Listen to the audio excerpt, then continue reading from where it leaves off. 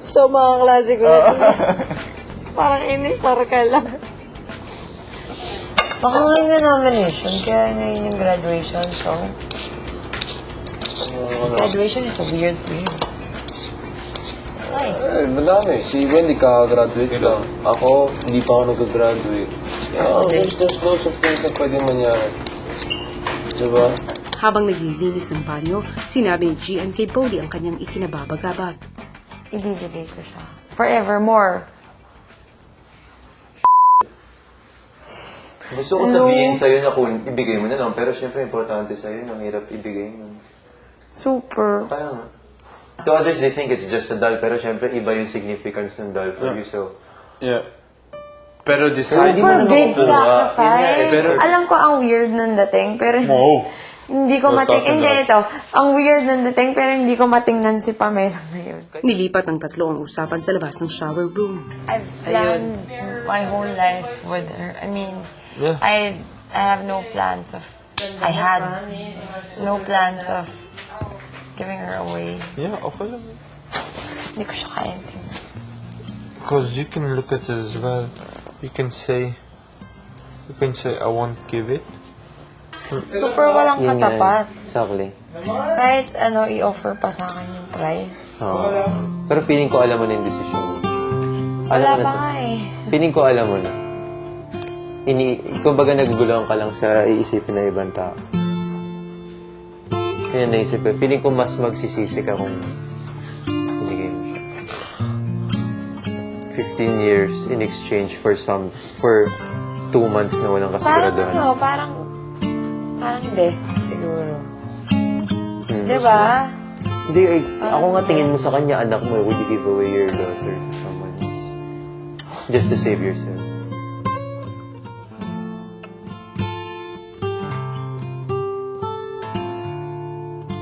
Mabibigat na desisyon, maraming aral nang natutunan ng ating mga housemates sa pagtira nila sa loob ng bahay ni Kuya. Maliban dito ay gusto rin ni Kuya na pahalagahan ng ating mga housemates ang kanilang pag-aaral. Kaya't bago pa man makapasok ng Big Brother House ay pinayuhan ni Kuya ang lahat ng mga finalists na graduating this school year na mag-submit ng kanilang mga requirements. Kabilang nga dito ay sina Nell, Hasmin at Wendy. At sa tatlo, tanging si Wendy lang ang nakakumpleto ng kanyang requirements, kaya't napabilang siya sa graduating class of 2007. Ang Day 51 sa loob ng bahay ni Kuya ay siya ring araw ng graduation nitong si Wendy. At maliban sa pagtatapos ng pag-aaral, nais ring bigyang halaga ni Kuya ang mga taong nagtataguyod sa pag-aaral ng isang estudyante. At dahil dito ay may ipinagawa si Kuya kay Wendy.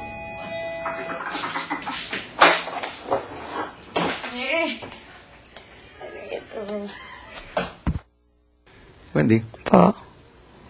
ngayong araw na to ay ang iyong graduation. Ngayon po.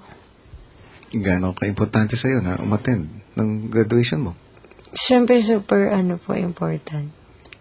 Bakit? Kasi iba po yung feeling ng lalakad ka sa kukunin mo yung diploma mo. Parang ayun yung maalala mo yung mga paghihirap mo na ilang taon. Ilang taon nga ang pinaghirapan mo? 5 lang, pero parang 8. Kasi nga 99 pa yung student number. So, parang 8 years. Low. Basta na. Bakit importante sa'yo ang pagtatapos? Nagtatrabaho ka naman. Kahit yung work ko, hindi naman po siya regular. Tsaka hindi po yan forever. Hindi po katulad kung nakapagtapos ako, kung sakaling hindi na po ako pwede sa trabaho na gusto ko. Meron po akong pwedeng ibang na trabaho. Tsaka marami pong tao na parang nag-take part para ko yun, pag-aaral ko. Hindi lang po ako ganun. Marami pong nag-ambag dun sa na yun. So kung di ko natapos, parang ang sakit, ganun. Sino yung mga importanteng tao na tumulong sa'yo para makatapos ka? Yun po, si Tita Lina, si Tita Emily, Miss Roldan. Yan, family, syempre. Relatives, ganun. Bakit sila importante? Lalo na si Tita Lina? Kasi yun nga po siya po yung parang kahit di ko naman po siya talaga ganun.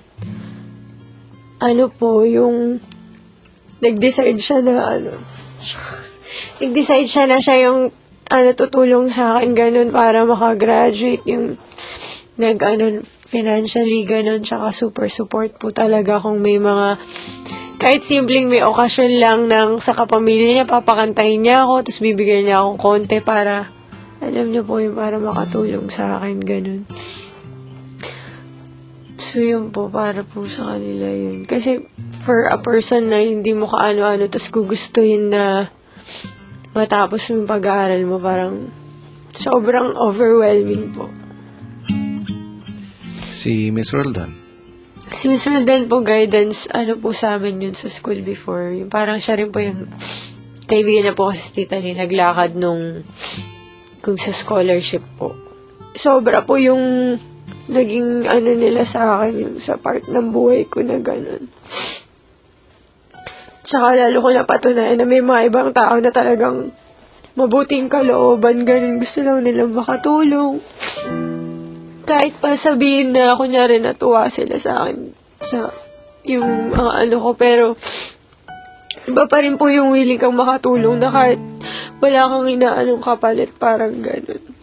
bilang pasasalamat sa mga taong nagtaguyod sa pag-aaral mo, Apo. gusto ko ikaw mismo ang tumanggap ng iyong diploma sa iyong graduation ngayon hapon. Salamat po.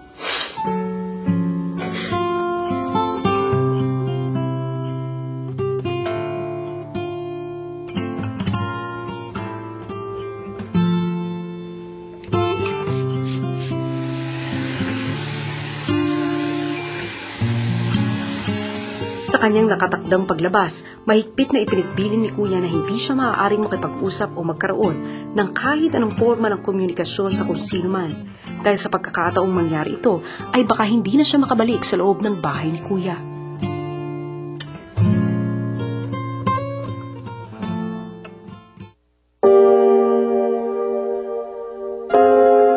Matapos ang higit sa 1 oras ng biyahe, nakarating na rin si Wendy sa lugar ng kanyang graduation ceremonies.